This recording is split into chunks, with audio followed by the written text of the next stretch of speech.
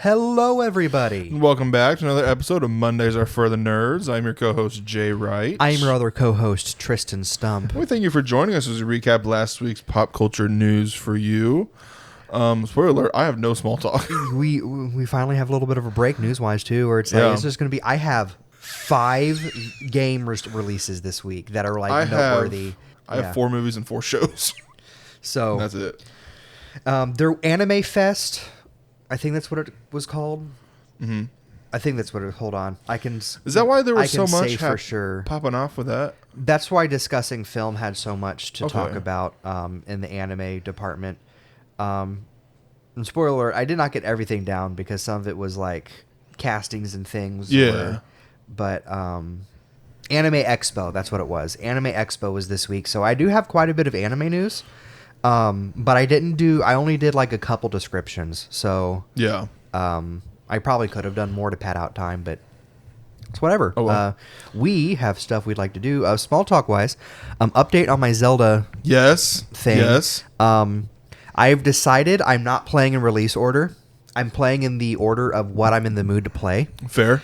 Because while doing it in release order is cool to see like the natural progression of the series, I don't want to play Zelda 2 right now. Yeah. So I am playing Phantom Hourglass on the DS. It is one I have owned for almost 20 years at this point.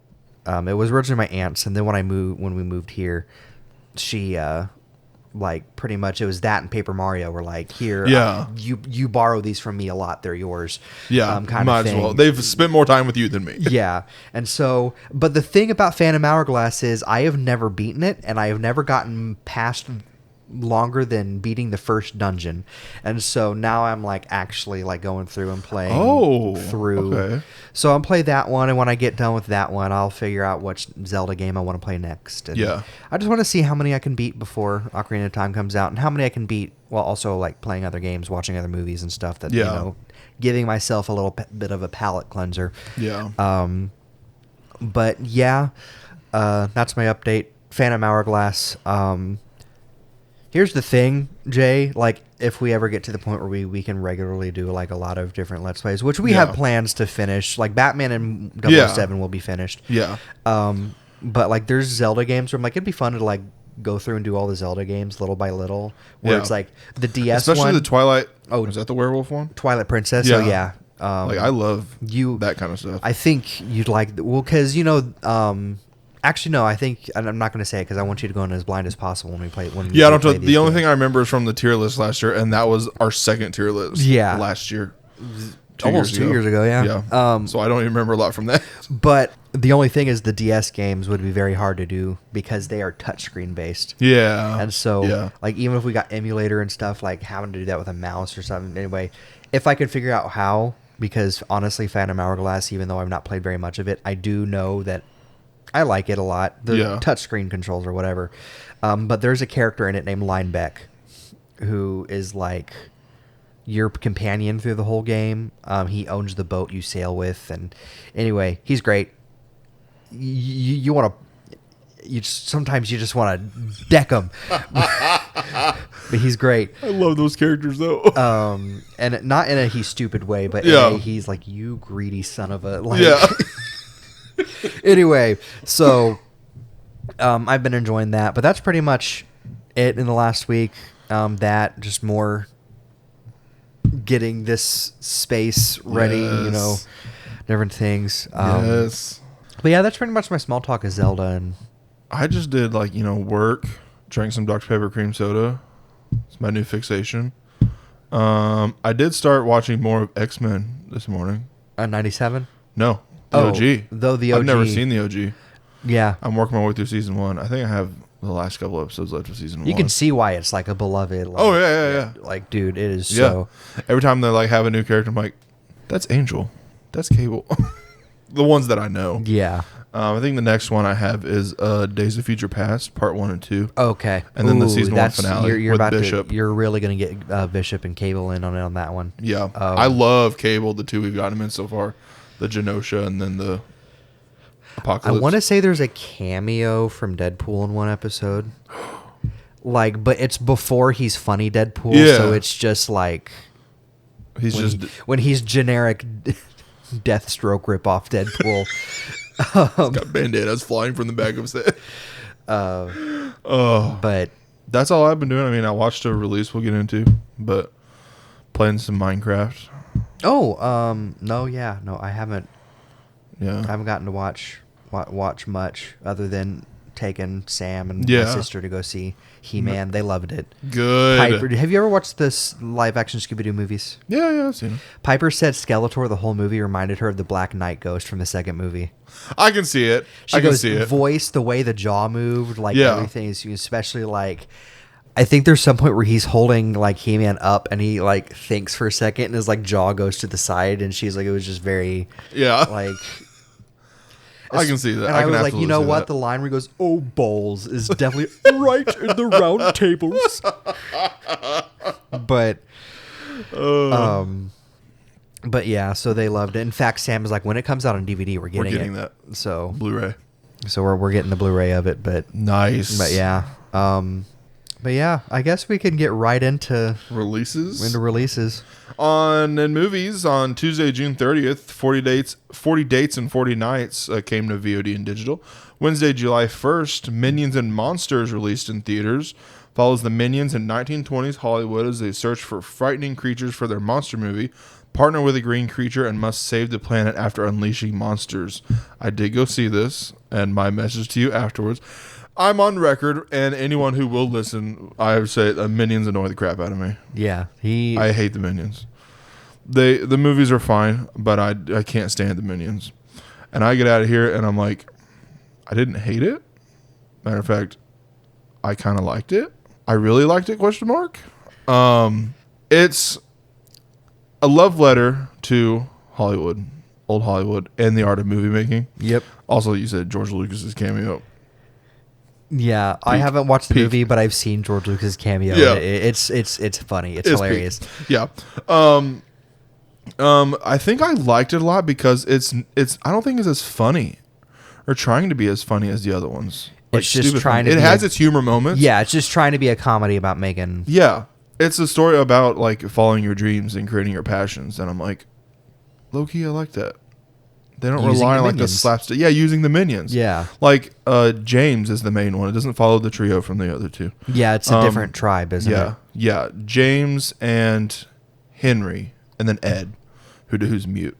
But James and Henry are like the two friends who are like, oh, we're gonna make movies together because, and all the other ones, the Minion's name is Dick. And there's one point where they go, oh, Richard, and he goes, no, Dick. But he's like rude. He's like, oh no, don't draw. You shouldn't be drawing. But he's like, he wants to follow his dreams. He wants to make art and create stories. He has a wild imagination, and it shows that and his passion and pursuit to do that at all costs, no matter what. And when he realized, but I liked it. I liked it. I think it is the best one of the Despicable Me franchise as a whole. It is rating wise, critics wise, but I love it a lot more than I thought I would. I thought I'd be annoyed by it. I wasn't. But yeah, go see Minions and Monsters because it's a good time. It doesn't have like the hilarious moments, but it has its touching moments. In streaming, Enola Holmes 3 came to Netflix. Detective Enola Holmes heads to Malta, where her aspirations merge in her most complex and dangerous case yet. I have yet to see that. Friday, July 3rd in theaters, Young Washington released. A young George Washington faces war, betrayal, and impossible choices that will forge a leader. I will be seeing that shortly after recording today. On TV, Monday, June 29th, Adventure Time Side Quest Season 1 released on Disney Plus and Hulu. Did you watch it? No. I did remember one small talk we could have had while we're talking about like releases and stuff. You did watch Supergirl, didn't you? Oh, I did. Yeah. I forgot we watched it after we recorded. Yes. How'd you like it? It was all right. It was all right. That's what I've been hearing. Which means I'm going to love it. But yeah. You know, it's my taste in movies, but I love Jason Momoa. I forgot that was after we recorded. I love Jason Momoa as Lobo. However, you could take him out of that movie and it'd be the same.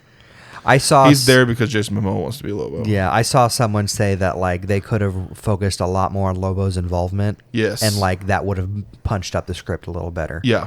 I liked him. I liked the villain.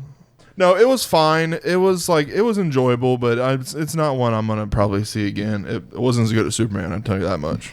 Maybe the other cut with the 11 extra minutes of the villain might have actually been. I have that in here. And also the music needle drop. I hated it. Everyone's hating it in the end. Once again, we'll get to that later. It just felt so out of place, but it was fine. It was fine. It was worth seeing. And then I'm like, if I can have more Jason Momoa as Lobo, because he reminded me a lot of my coworker. Well, and then the head, the other head of DC, not Peter Safran. Peter Safran. His response to Yes. not doing well gives me hope. They're like, hey, look, not all of them are going to be, But it's part of a stepping building block. Yeah, and he goes, we're just to a bigger picture. Not him saying not every one of their projects has to be a success for them to do what they want. Yeah. Is promising. Oh, yeah. Because Yeah, it yeah. means and even then, if Supergirl's just fine. It's not a bad movie. Yeah, that's the thing. If Just Fine is Yeah. the worst we've gotten this is only their second movie. You got to remember, Yeah. Iron Man. We had Iron Man, and we were followed by the Hulk, and that Yeah. movie is also in the it's fine. It should have been better category, in my opinion. Yeah. So if Supergirl's that for them, which also means we're just going to see a line of just Supergirl appearing in every crossover and never getting her own solo project. I mean, again. she says she's going to be in Man of Tomorrow. So. But What if she is the Hulk of the DCU, where it's like she gets one movie at the beginning and then she gets never one movie again. and never again. However, Superboy will get his own show and she will be. Wasn't the best. But. But back to Adventure Time. I haven't watched it yet. I've heard good things about it, and then I've heard some people be like, it's bringing it back to season 1 and 2 to the point where I don't know if they can ever go back to doing the serious storytelling or whatever. And it's like, okay, whatever. I'm just something It's a I'm fun romp. something I'm liking about these Cartoon Network revivals, because they didn't need to happen. Like regular show coming back didn't need to happen, even though I feel like the last season, them changing the location of the show for the last season was just weird. And then same with Adventure Time. I eventually got tired of having Adventure Time went from being a show I could watch anytime to I have to know what's going on. Yeah. And so I kind of it was, even though I enjoyed it, it was still okay, whatever. So them bringing back the shows and just deciding we're gonna pick and choose when, and every episode is just gonna be whenever we just want to mess with the characters. Which fits the side quest. It's this is happening. Side quests, lost tapes. Yeah. Gumball kind of did it's the same show again, just with a different title. Where it's I don't know, they're not continuing the show; they're just doing more of the show, which is something I've enjoyed. So I'll probably enjoy it when I watch it.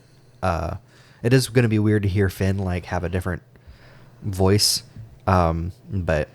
On Wednesday, July 1st, Elle had its series premiere on Prime Video. That's the Legally Blonde prequel series. X-Men 97 Season 2 had its 3-episode premiere on Disney+. And Friday, July 3rd, Silo Season 3 premiered on Apple TV. Music, a couple more. As we said last week, Olivia Rodrigo had 2 Lego sets revealed. They revealed 3 more in the edition set. Secret Storage will be 1,085 pieces, retailing for $79.99. Vinyl will be 360 pieces, retailing for $29.99, and a flower bouquet will be 400 pieces, retailing for $39.99, all releasing on August 1st, as well as the other ones. And last night, Taylor Swift and Travis Kelce got married. They had no bridesmaids or groomsmen. Austin Swift, her brother, was her man of honor, and Jason Kelce was Travis's best man, and Adam Sandler officiated, which is wild, but it was right up there. But that is all of my... What do you mean Olivia Rodrigo's getting 5 Lego sets and stinking... Taylor Swift can't get one. I was going to say, what's his name only gets 1? The stinking Lego movie about... Pharrell Williams. Yeah, Pharrell Williams gets one, and then Olivia... When he had a whole movie about it. When he had a whole movie, and Olivia Rodrigo just gets 5 just ones. Because. Yeah. Can't wait for the stinking line of... What's a Kathy Bates Lego sets, and what's another random celebrity just let's just make 5 Lego sets. It's just gonna be the scene from Misery, and then all the scenes from American Horror Story. Oh, Matlock. True. You gotta have Matlock in there, and there will be Harry's Law. Do you know about that show? I think so. From the late 2000s. Oh, wasn't she in She was a lawyer in that one too. Yeah. Anyway, Waterboy. Was It's she in just- Waterboy? I can't remember. It. Sorry. My point is, it's just kind of funny that like it's just random like celebrities and stuff have got like the World Cups getting all these all these soccer players like that makes sense. It makes sense for Olivia Rodrigo to have one. Yeah, or if you want to do a line of singers getting like they've done that before with BTS got a Lego set. Yes.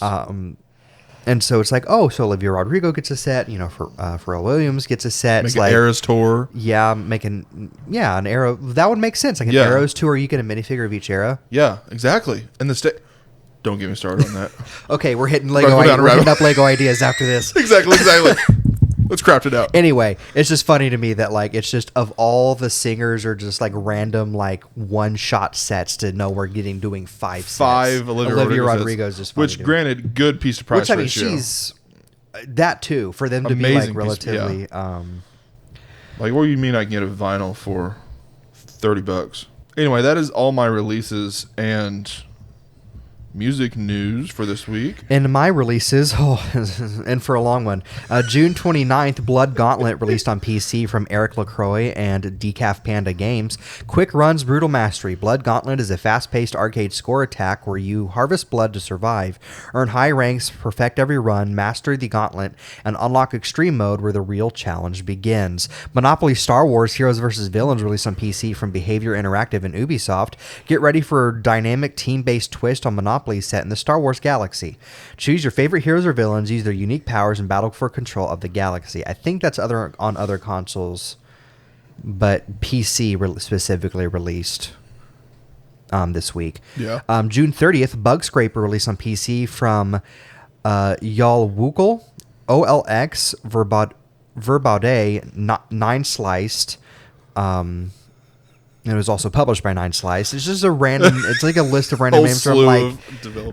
It must be like 4 people worked on it, and they didn't make a team name, so they just wanted to. That's what I'm guessing. Yeah. Welcome to Bug Scraper. In this solo or co-op roguelike shooter, battle floor after floor of enemies, aim for the top, and settle the score with your tyrannical boss. Cat Squeeze released on PC on July 1st from Cattery Studio and Pwn Games. Push boxes, slink through pipes, pinpoint the best blast spot, and blow through maze walls. Guide Kit and Coco through the cat god trial where endless dried fish await.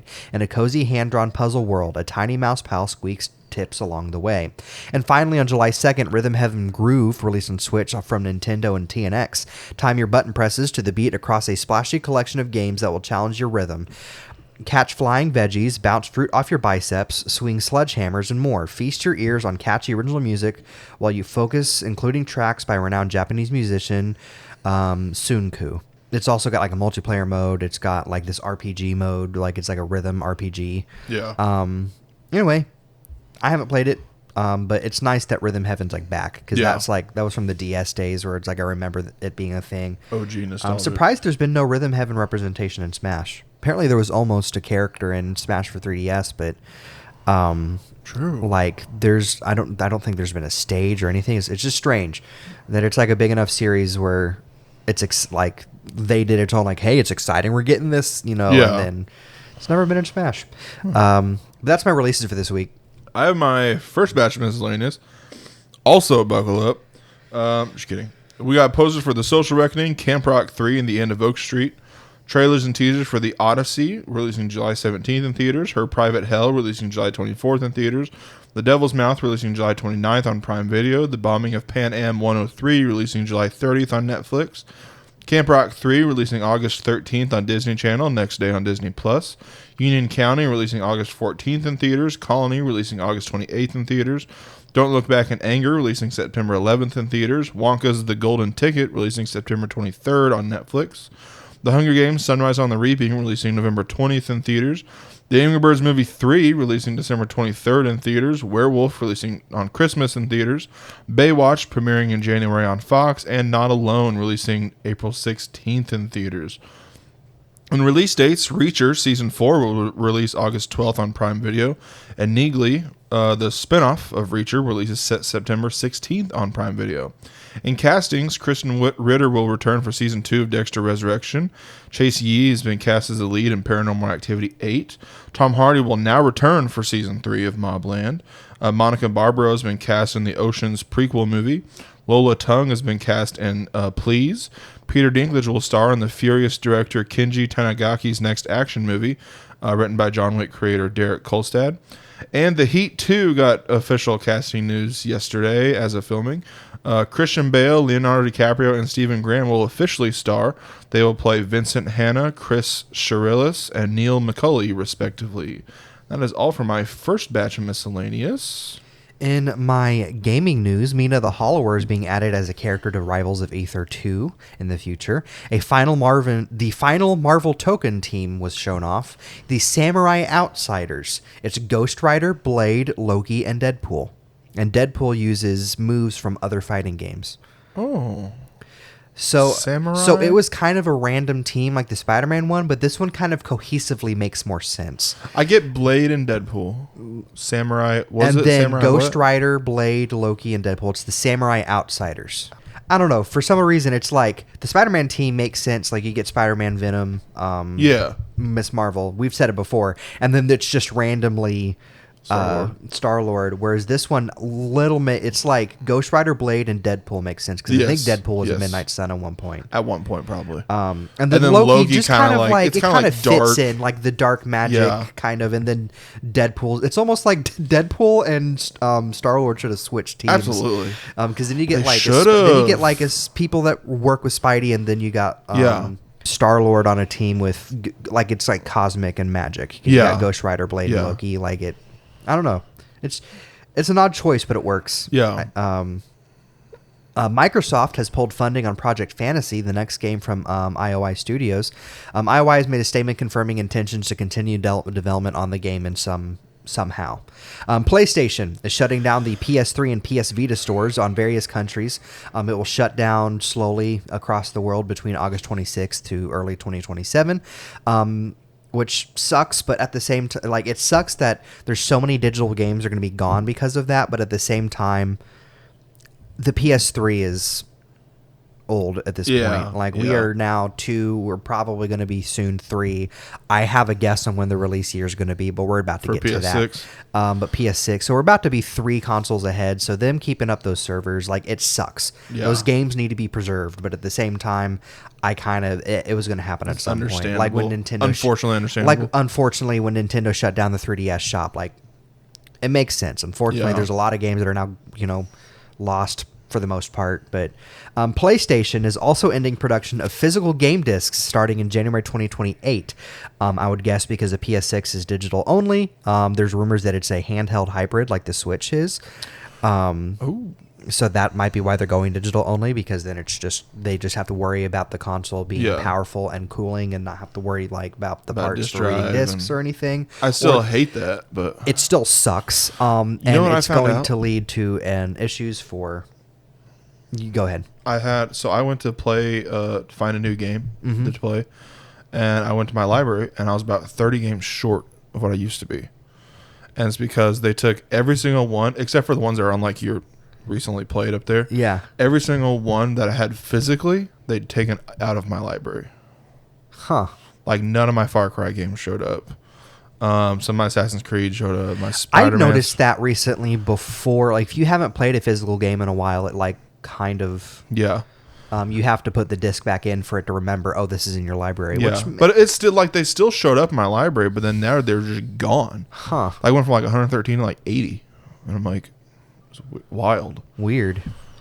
But yeah, this is going to cause a problem for storefronts like places like GameStop, which it's a good thing GameStop's like trying to focus on retro gaming again, because that might be what saves them from this decision from PlayStation that no one likes. It's wild that we're living in a time where no company will listen to customer backlash and will be like, oh, you don't want this? We'll reevaluate. They're like, no, you want this. No, we don't. You want it. It's kind of thing where it's like, I don't know. It's also ironic that PlayStation, the company or Sony, the company that started putting games on discs, is not going to be one of the first ones like completely removed. Get rid of it. This just leads to a lot of issues of like technically when you're buying games digitally, it's in the clause that you're buying you're buying the license to play the game. You're not buying the game itself.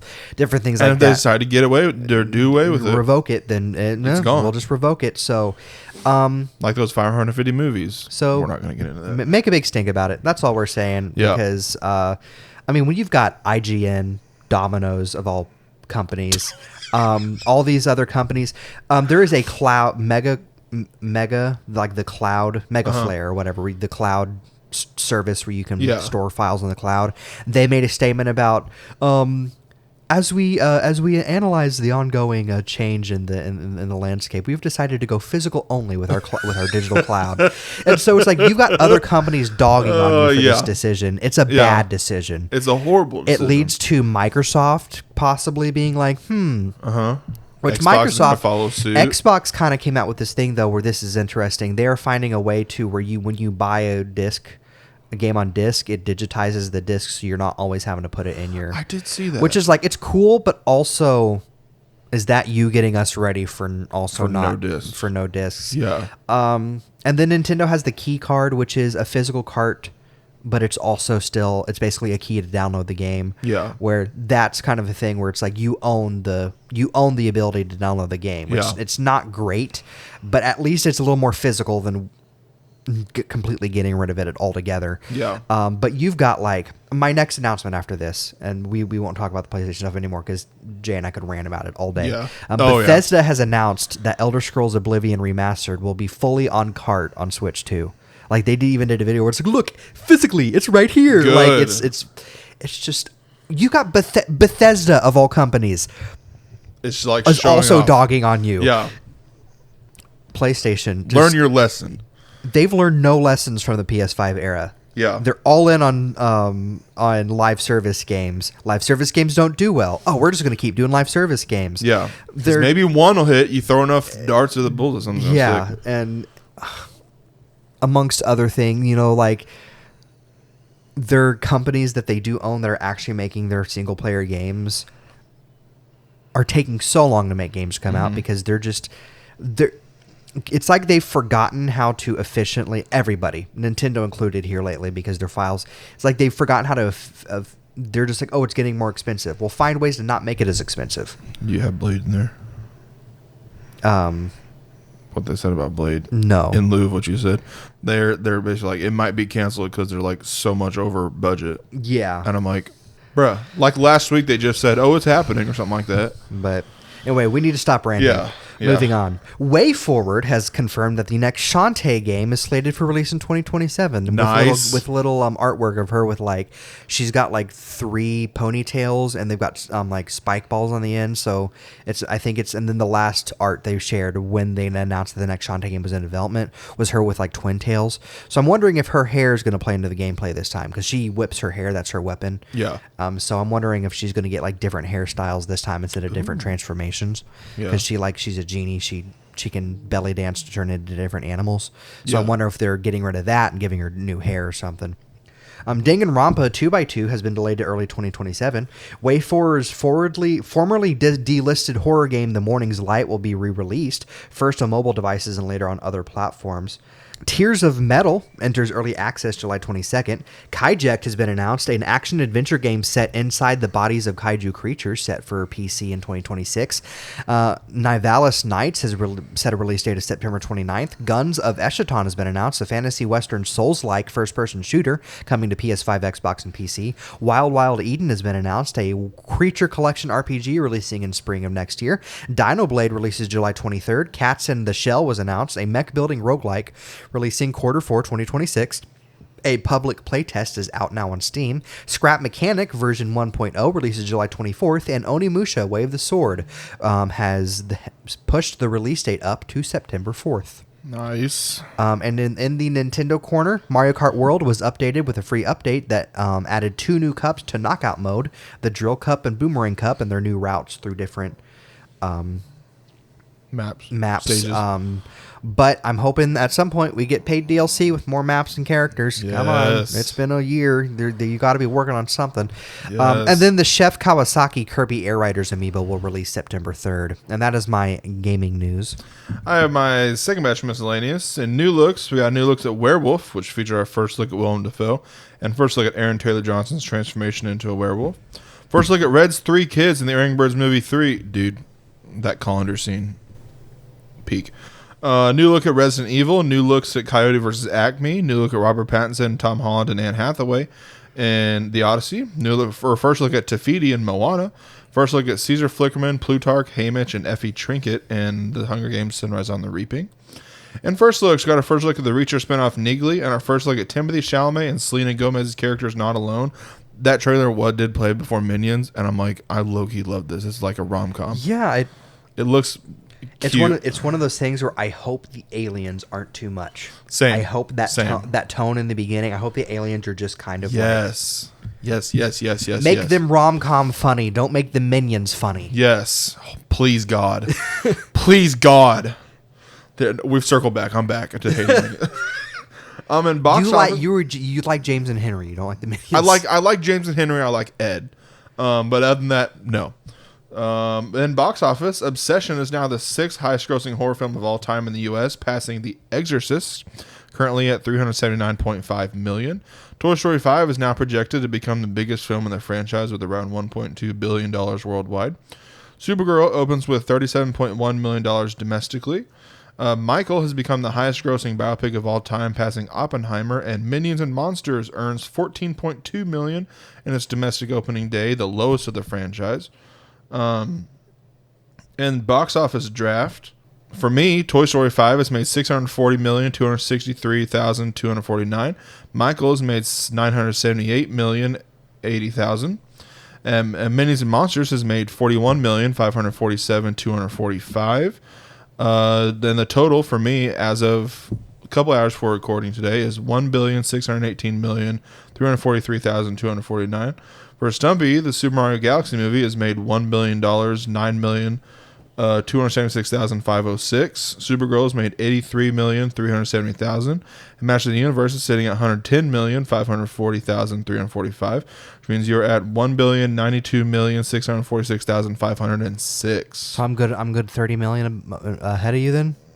If I do the $300 million, how? About. So I don't include Minions or Masters because they're backups. Oh, okay. Yeah. Yeah. You're about a couple hundred below me. Couple hundred Million. Couple hundred million below you. Oh, But you have Moana coming up. Oh yeah, that's right. And I have the Odyssey and Spider-Man, which Odyssey can go either way from what I've seen so far. In new announcements, the live-action Persona series in the works at Netflix, Christopher Monfett, behind Star Trek Picard, will serve as showrunner. I think the best bet to go with that is to do a new set of characters, because if you try to do a live-action adaptation of any of the previous games, you're just going, look, man, I'm a Persona fan. I'm not a Persona fan. Kind of like I'm a Star Wars fan. I'm not a Star Wars fan. Yeah. I'm not in the fandom. You like casually enjoy it. Yeah, I'm not. I'm a big fan. Yeah. Like I would say, There we go, I'm more than casually. Yeah. But I am not in on the fandom, and but I can tell you one thing I know about the Persona fandom, is that they are rabid, and you got to be careful. So just make a new story. Just make a new story. Yeah. Yeah. Write off the Persona name, not the Persona characters, and I think you'll do fine. Because if you try to adapt any of that, A, you're gonna have to change a lot, and B, No, moving on. Yeah. But Siren Head movies in the works at Warner Brothers, with Brian Duffield behind Willfall set to direct, with Zach Krager behind Weapons co-writing the script. Moana 3 is in the works. Dwayne Johnson revealed, with Jared Bush and Dana Ledoux Miller writing the script. And a movie based on the Mandela Catalog YouTube series in the works, with Alec Kister directing the film, based on his YouTube series, with Steven Spielberg set to produce. I feel like the Mandela catalogs, you're going to lose the artistry by making a full movie, because that's the found footage, like old VHS tapes. And those do a lot better in short forms to me than. So it'd just be interesting what they turn it into, or if it's going to be like because it's not. I wouldn't call it found footage in the point where you can make a found footage film out of it. Yeah. It's like, oh, I found this old VHS and it's like a public service announcement and something goes wrong in the middle of it and, you know, the video starts to distort. And you need to look up what analog horror is. I know you're not. I've heard a little bit. You don't need to watch any to understand. You just look up like what the definition of it is. Yeah. And where it's like, I don't know if you can make a full movie out of that without losing what makes the Mandela catalog so interesting. There is a lore to it. There's been games made out of the lore from the Mandela catalogs, but like I think of like all my favorite analog horror stuff, and it's just like making a full movie out of them would just lose that interesting aspect to it. Yeah. Siren Head, it's like Slender Man or Backrooms, where it's like just make a movie. You have your creature, make a movie out of it, where it's like. Yeah, I don't know. It's not of all the things to like. Oh, we want to make a movie out of this popular internet horror thing because Backrooms did well, so that's what. Yeah, exactly. There's Backrooms and Five Nights at Freddy's did well, so they're like, okay, what are the kids watching on YouTube kind of thing? Exactly. Where it's like, of all the ones to pick, like Siren Head makes sense. He was Slender Man was also not relevant when that movie came out, so like it's fine. But I don't know, man. Like make a stinking movie out of. I can't think of what else there was. I'm not online enough to give you an alternative, but I can tell you Mandela catalogs just.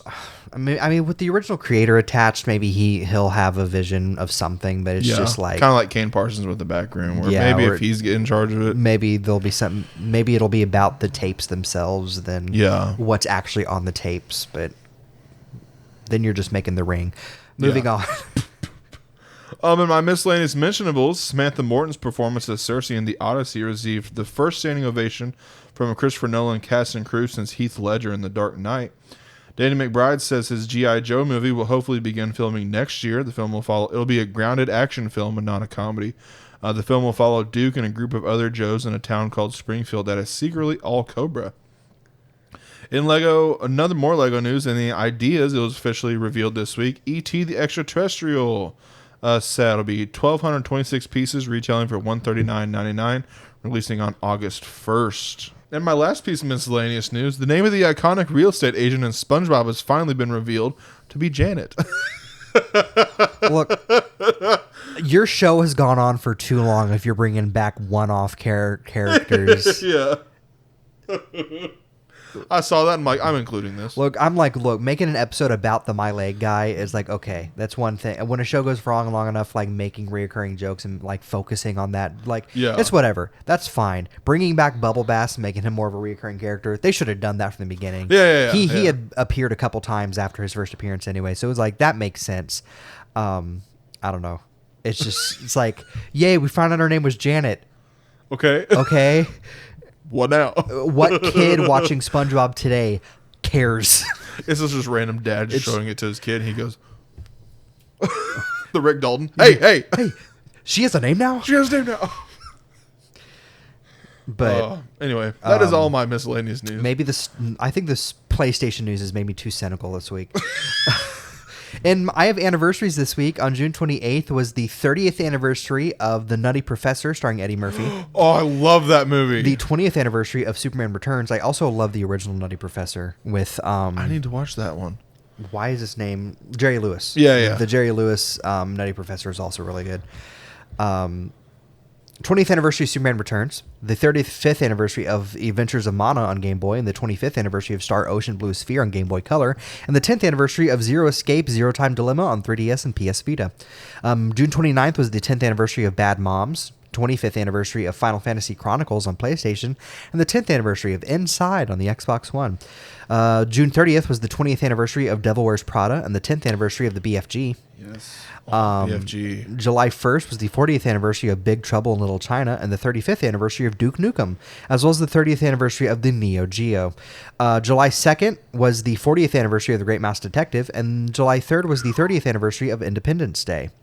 July 4th, I did not have any, like, there was a lot of anniversaries, but not like major, like, multiples of 5 ones, so I didn't include one. So July 4th was the 250th anniversary of the United States. Yes. America. In my pop culture history, on Sunday, June 28th in 1997, Mike Tyson bit Evander Holyfield's ear in the third round of their heavyweight rematch, earning a disqualification.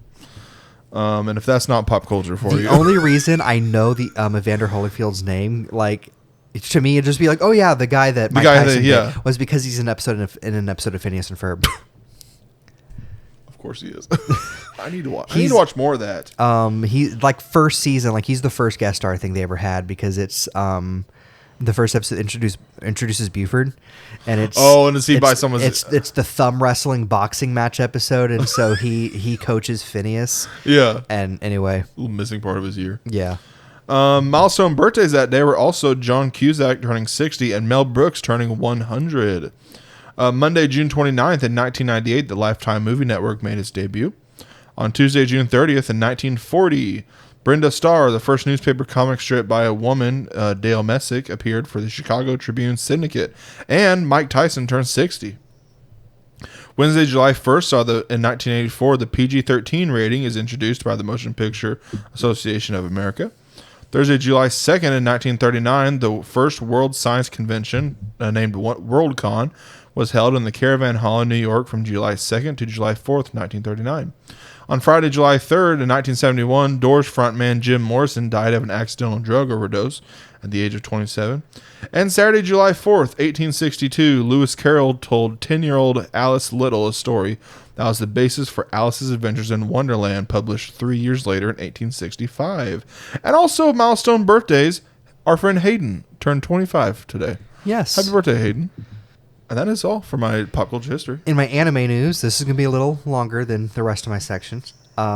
Wit Studio announced a new original anime project titled Lona for a spring 2027 premiere. Listen to this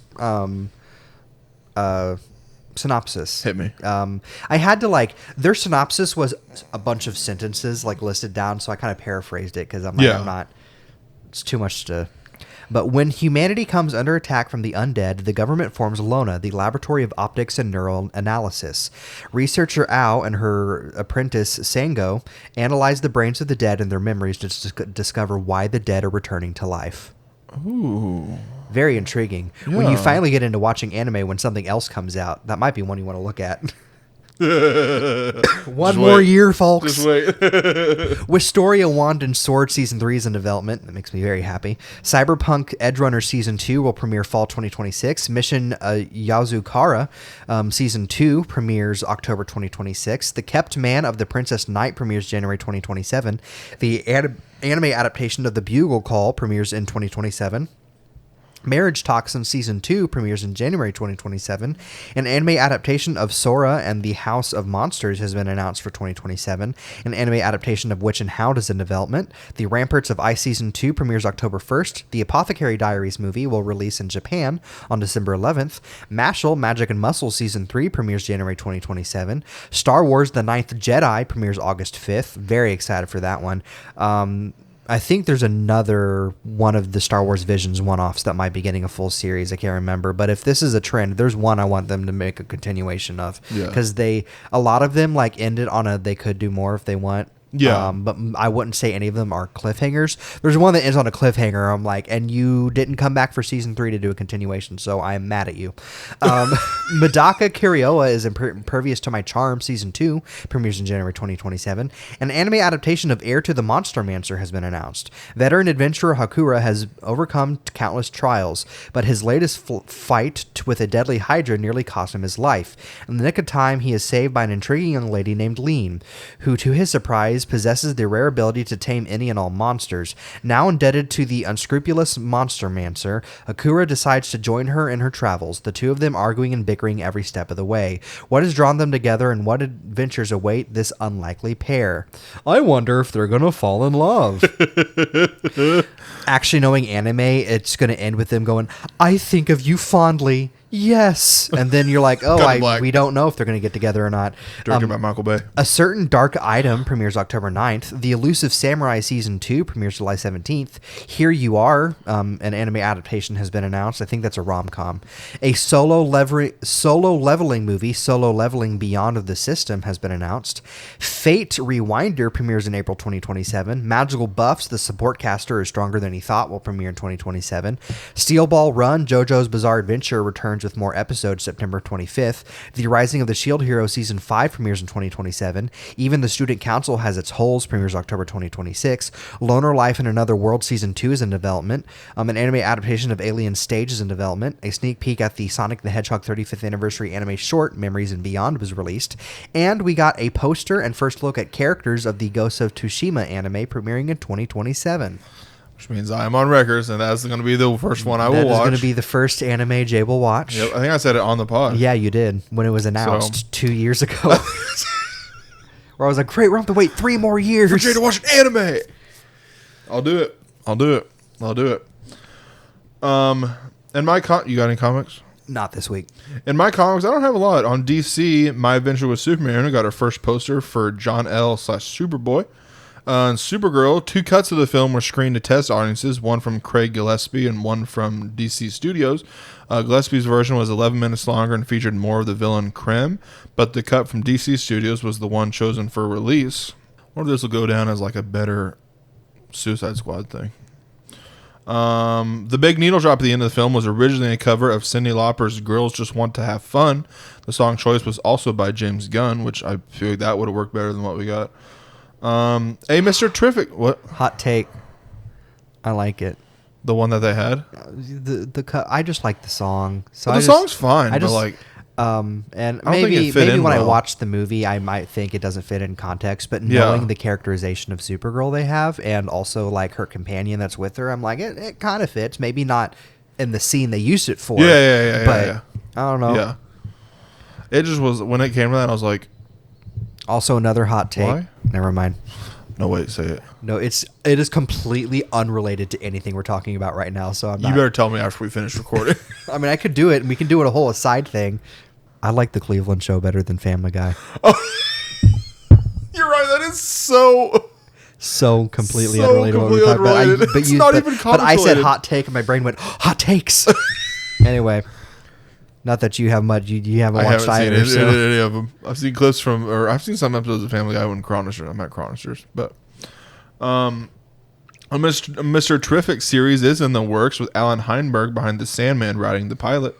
On Marvel X-Men 97, we got a new teaser and new clip before the 3-episode premiere was happened on July 1st. And in Spider-Man Brand New Day, we got a new teaser featuring Lionel Messi. And it includes the movie will include a reference to Tobey Maguire's Spider-Man, with Peter saying, "Organic webs, Peter too had them. He was cool. You're cool." And our first look at a Spider-Man parade. In number of appearances, on the second episode, we have 40 Dates and 40 Nights, The Angry Birds Movie 3, The End of Oak Street, Minions and Monsters, Not Alone, The Ocean's prequel movie, The Odyssey, Supergirl, Toy Story 5, Werewolf, and X-Men 97. For the third episode, we have Moana and My Adventure with Superman. Spider-Man Brand New Day is on its 5th, Masters of the Universe on its 6th, Obsession on its 8th, Michael on its 9th, and the Super Mario Galaxy movie on its 13th. And celebrity deaths, Akihiro Miwa was 91. She was iconic Japanese singer, Hayao Miyazaki voice actor, and Pokemon star. Paul Flack was 55, brother of Love Island UK's Caroline Flack. Michael Byrne was 82, Indiana Jones and Harry Potter villain. Victor Willis was 74, founding lead singer of Village People. Kajal Nelson was 76, Mad Max star known for playing Lord Humongous. Alla Chernova was 82, Russian actress known for Don't Forget, Lugavaya Station, and Secret of the Blackbirds. Penelope Keith was 86, UK actress known for Penny Gold and Priest of Love. Moritz Bormann was 71, German producer known for Terminator and World Trade Center. Isaf Serkadziev was 81, Bulgarian actor known for Wrathful Journey and Women Do Cry. And Irene Henrik was 89, Hungarian cinematographer behind Maddie the Goose Boy. My sources this week were Movie Insider, IMDb, Deadline, Empire, Variety, Hollywood Reporter, Joshua Horowitz, The Wrap, Roman Chestnut, The Numbers, Lego, and of course, Discussing Film. My sources for this week include IGN, Crunchyroll, Nintendo Everything, Discussing Film, and the official sites and socials of the studios and projects mentioned today. And now on to our tier list for July. Yes. It is Spider-Verse, Spider People, Spider People, ranked on how well we think they can make a potato salad. Yes. How good is their potato salad? We'll see. So I do have specific titles for each of the tiers. Okay. The first one being Highlight of the Gathering. The A tier being probably be invited back. The third tier being can't tell if it's store-bought or not. The fourth tier being one person enjoyed it. And the last tier being no one touched it. Okay. Our first one is Anya Corazon. Anya Corazon, so Silk. No. Wait. I think she was a Spider-Woman. Cindy Moon was Silk. Or she might be a Silk, but Anya Corazon. She is... Oh, yeah, she's just Spider-Girl. Yeah. I get... Cindy Moon. I get her and Cindy Moon mixed up for some reason. I feel like the only characterization I have reference of her is that really bad 2017 Spider-Man cartoon. Or the Madam Web movie. Or the Madam Web movie. Isabella Merced. Yeah. Why do I feel like she's making, like, you can't tell if this is store-bought or not? Store-bought? I was thinking somewhere in the middle or like A to B tier. Yeah, where it's like... Can't tell if it's store-bought. I think she's... Which is both... It can be either a compliment or an insult. Yeah. So you don't really know. Depends. But you don't really want to bring it up and ask Man, I anyway. can't tell if this is Trader Joe's potato salad, or I can't tell if this is Best Choice potato salad. Yeah. You know. Or if it's handmade. Our next one is Julia Carpenter's Spider-Woman. I'm putting them down in my phone too. So Yeah. I think this is a Spider-Woman I do not know enough about. Julia Carpenter? Yeah. I know she's more... I think she turns into... She's the second Madam Web. I know that. She is Sydney Sweeney. Yes. In the Madam Web movie. I think one person enjoyed it maybe? Yeah. Maybe one person It just gives off that vibe. Yeah. Wouldn't that be D? One person enjoyed it? No, D is no one touched it. No one touched it. C, B, A, yeah. Okay, yeah. One person enjoyed it. Next up is Kane. Scarlet Spider 2. Yeah. I think since it's going to be a Peter Parker clone, but so horribly done, it has to be below whatever we put Peter Parker, but we won't get to him till... I feel... Yeah, they're like... If Ben Reilly made it, they or don't Peter trust Parker, it. If Peter Parker made it or Ben Reilly made it, they may be like, okay. They'd be like, yeah, that's fine. But no, Kane Parker made it. And it's like, okay, well, he had to bring something. Yeah. Next up is Madam Web. Some of these are Spider adjacent. I say some, like two. If we're going off the comics, Madam Web. The old woman. Old blind woman. The old blind woman that's just connected to a bunch of... Why do I feel like... one person touched it, because they're like, oh, how bad can it be? It's like she's lived alone for ages. Might be what she's good at. It turns out she's not. But. Everyone else is like, she's lived alone for ages. I don't even know if she eats anymore. We're not exactly. We're not touching this. I always see her hanging in a web in a wheelchair. And then it's like, it's Spider-Verse Miles is like, I'll give it a shot. Yeah, exactly. And he's like, I don't think I should have done that. Below Julia Carpenter, though? Above. There's chances it's going to be edible. I was thinking the same thing. And our last one, I do only have 20 of these. Our last one for this week is Miles Morales. Miles Morales. Which version of Miles are we going with? I just went with comic version. With comic Miles? But if you want to throw any, like... Because I feel like there's a family recipe of that he's gonna make. Now whether or not his family recipe is as good as the Parker family recipe, because I feel like Aunt May makes a mean potato salad. So if Peter's got that recipe, well, that's what Rio Morales might make him mean. But exactly. So do we want to say this is? I want to say A. Do we want to say A tier, like a solid Yeah. I would say A. This is how he wins over 2099. Absolutely. It's like, look, I know I know you're afraid of us making the same mistakes you did, but come on, potato salad, man. Man, that movie made me mad. Eating this canon event. Yeah. Canon event. He goes, every Spider-Man has to eat my mom's potato salad. Exactly. It's like Miles didn't even make it. Rio made it. To recap, we have Miles Morales probably being invited back. Anya Corazon can't tell if it's store-bought or not. One person enjoyed Madam Web and Julia Carpenter's potato salad, and no one touched Kane's. No one touched touched cans. cans. I feel like there's definitely one more that's going to get in that you'll see later on. We should know. You don't know what I have. Yeah. The people I have. Spider-Ham better be on there. Oh, he is. Okay. Oh, he is. If they're big, they're on here. Yeah. Some I had to search for to round out 20. And that is our episode for this week. Be sure to like, comment, subscribe, do all those interactive things. Hope you enjoyed the shorter episode. Yes. Be sure to follow the podcast on most social medias at Mondays for Nerd, or follow me at Sir Stumslot or Sir Stumslot17. Follow me at Poe the Panda 001 or Chris M. Pratt Fan. Let me thank you for joining us. And I guess we will see you all next time. Goodbye. Bye.